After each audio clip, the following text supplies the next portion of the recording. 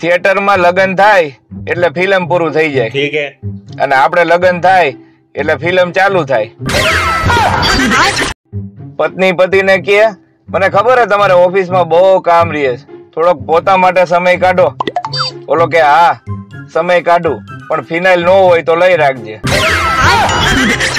પત્ની પતિને કહે, તમે મારી યારે સગાઈ ને લગ્ન વચ્ચે જે સમયગાળો હતો એમાં કેવો સરસ વ્યવહાર કરતા, अच्छा, એવું કરો તો ગમે. समझ गया, ઓલાએ પત્ની નું બાવડું પકડી અને કારમાં બેહાડી દીધી, પિક્ચર બતાવ્યું, નાસ્તા પાણી કરાવ્યા, આઈસ્ક્રીમ ખવડાવી, સસરાને ઘરે મૂકી આવ્યો.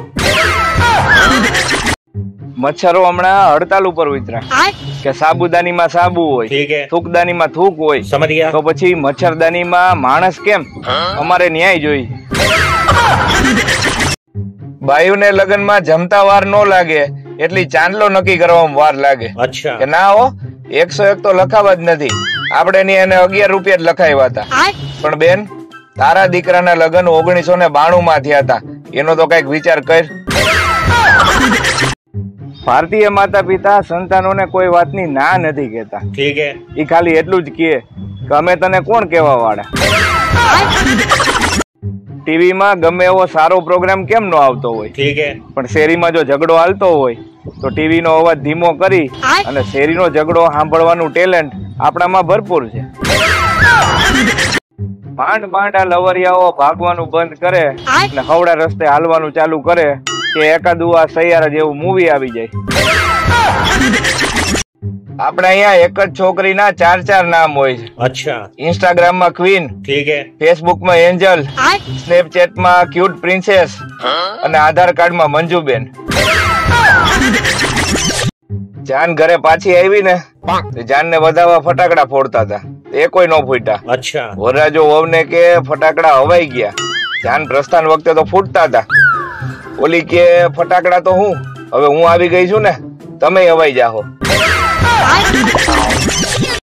ડોક્ટર એક બેન ને કે તમારામાં વિટામિન ની કમી છે, હિમોગ્લોબિન ઓછું છે, આયર્ન ની કમી છે. अच्छा, ઓલી બેન કે બસ કરો સાહેબ, આટલી ખામી તો મારા સાસુએ મારામાં નથી કાઢી.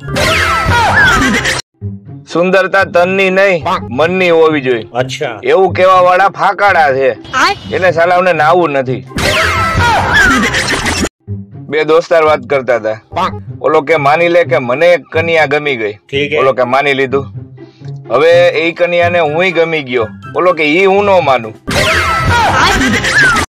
જિંદગીમાં બે વાત ખાસ ધ્યાન રાખજો, ठीक है, એમાંથી એક વાત હું કાલે કહીશ, એક વાત પરમ દિવસે કહીશ, અને વધારે પૂછશો તો એકોય નહીં કહું.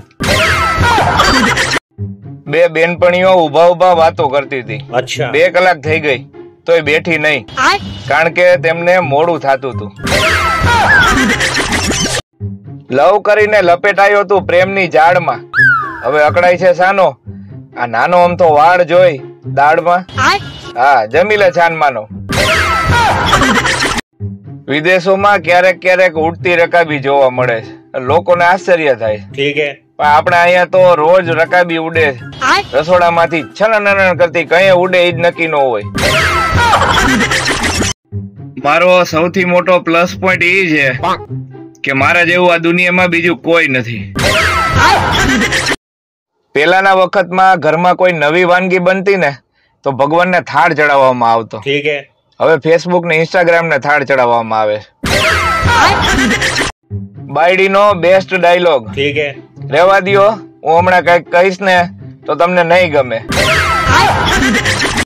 મમ્મી જેટલું એક્ટિવ કોઈ ન હોય સાહેબ. अच्छा, 8 વાગે ઉઠાડવાનું કીધું હોય ને તો 7 વાગે ઉઠાડી અને એમ કે ઉઠ 9 વાગ્યા આવે. પુરુષો બિચારા ખૂબ ભોળા, સાવ નિર્દોષ અને એકદમ સરળ સ્વભાવના હોય. अच्छा, કોક પત્ની કે સ્ત્રી એને ભૂલથી પણ સ્માઈલ આપે ને તો એ બિચારા ભૂલી જતા હોય છે કે એની ઘરે એક પત્ની અને 2 બાળકો પણ છે. અમુક જગ્યાએ ઇંગ્લિશ ફરજિયાત બોલવું પડે. अच्छा, રાજકોટમાં રિક્ષાવાળાને તમે એમ કહો કે લીલી જમીન વાળી ચોકડીએ લઈ જાઓ તો બિચારા એ ઘુમરે ચડી જાય. અમુક વ્યક્તિઓ વેફરના પેકેટ જેવી હોય છે, માલ ઓછો અને હવા જાજી. ઘરમાં આપણો વટ એટલે વટ, આગલા દિવસનું રાંધેલું મને પૂછીને જ નાખે કે તમારે ખાવું છે કે જવા દઉં.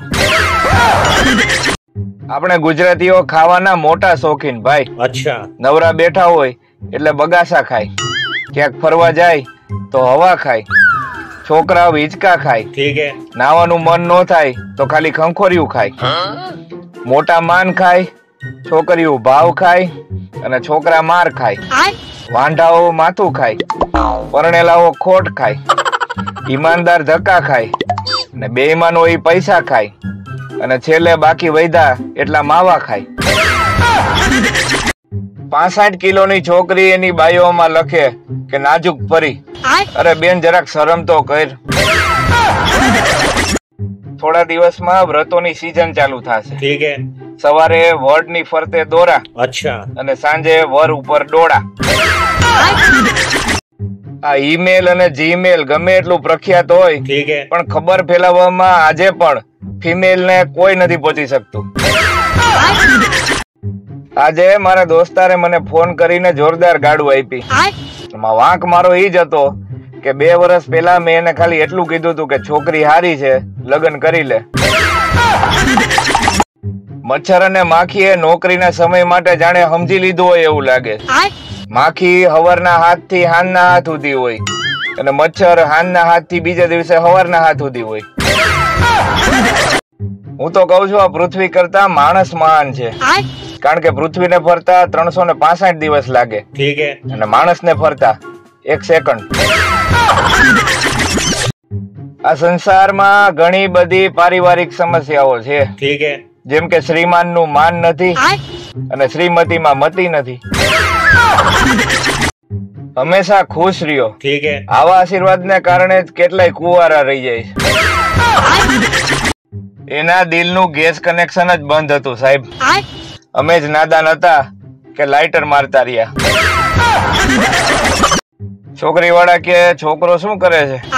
ઓલા કે એન્જિનિયર છે. અચ્છા. કે હા પણ કરે છે હું. એઠું ખાવાથી પ્રેમ વધે. ઠીક હે. એમ કરી કરી અને કેટલીય મહિલાઓ ડબલ થઈ ગઈ. નમસ્કાર મિત્રો, કેમ છો બધાય? ગુજરાત તો પ્રેમ આપે જ છે, પણ ગુજરાતની બહાર વસતા આપણા ગુજરાતી ભાઈ બહેનો મોટા ભાગના યુએસમાં જે રહે છે એનો પણ સારો એવો પ્રેમ મળે છે. મોટા ભાગની ઇન્સ્ટામાં રીલ અને યુટ્યુબના શોર્ટ્સ આપ લોકોએ વાયરલ કરાવ્યા છે, પ્રેમ આપ્યો છે, એ બદલ દિલથી આ બધાનો ધન્યવાદ. Thank you.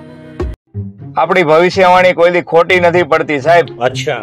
રવિવાર પછી હંમેશા સોમવાર જ આવશે. જાવ લખી લ્યો.